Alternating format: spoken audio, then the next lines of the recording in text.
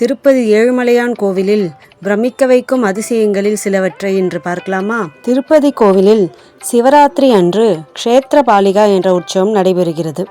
அன்று உற்சவ பெருமானுக்கு வைரத்தில் விபூதி நெற்றிப்பட்டை சாத்தப்பட்டு திருவீதி உலா நடைபெறுகிறது.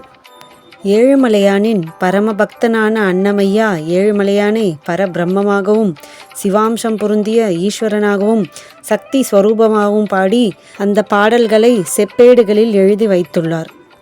ஏழுமலையானுக்கு வெள்ளிக்கிழமைகளில் வில்வ இலை அர்ச்சனைக்கு உபயோகப்படுத்தப்படுகிறது. ஏழுமலையானின் திருவுருவச் சிலை எப்போதும் 110 டிகிரி ஃபாரன்ஹீட் வெப்பத்தில் இருக்கிறது. திருமலை 3000 அடி உயரத்தில் உள்ள குளிர் பிரதேசம். அதிகாலை 4:30 மணிக்கு குளிர்ந்த நீர், பால் மற்றும் திரவியங்களால் அபிஷேகம் செய்கிறார்கள்.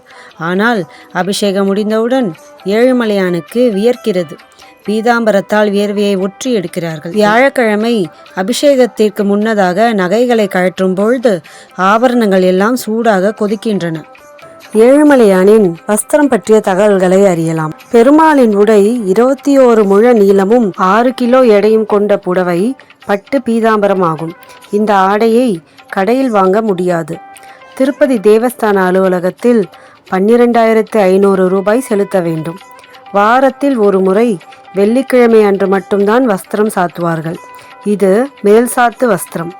பணம் செலுத்திய பிறகு வஸ்திரம் சாத்துவதற்கு 3 வருடங்கள் காத்திருக்க வேண்டும். உள் சாத்து வஸ்திரம் ஒரு செட் 20,000 ரூபாய் கட்டணமாகும். ஒவ்வொரு வெள்ளிக்கிழமையும் 15 வஸ்திரங்கள் சாத்துவதற்கு சமர்ப்பிக்கப்படும். பணம் செலுத்திய பிறகு வஸ்திரம் சாத்துவதற்கு 10 வருடங்கள் காத்திருக்க வேண்டும். அதுபோல் ஏழுமலை ஆண்டவனுக்கு அபிஷேகம் செய்ய இன்று கட்டணம் செலுத்தினால் 3 ஆண்டுகள் காத்திருக்க வேண்டும்.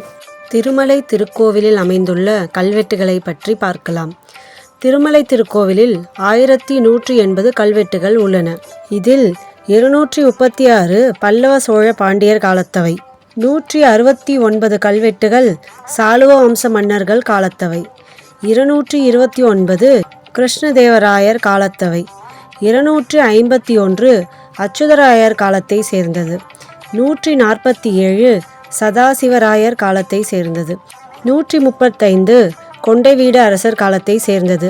நந்திவர்மன் ஆண்ட கிபி 830 தொடங்கி 1909 வரை உள்ள கல்வெட்டுகளில் 50 கல்வெட்டுகள் தான் தெலுங்கு கன்னட மொழிகளில் உள்ளன.